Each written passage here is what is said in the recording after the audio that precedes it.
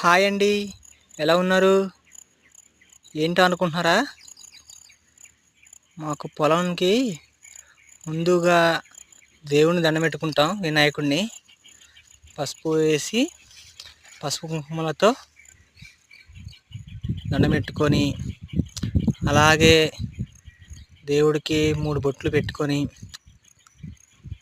ప్రసాదం 3 ఆకులు కాడ వేసుకొని, తర్వాత అగరత్తులు వెలిగించేసి, అలాగే ప్రసాదం పెట్టిన తర్వాత ఇప్పుడు ఏంటంటారు, ఆకు అన్నది 3 మనలుగా ఉడిచేసింది. మరి దాని కిందన పాలు వేస్తారండి. పాలు వేసి కొబ్బరికాయ కొట్టుకొని పొలం ఉడుచుకోవడమే.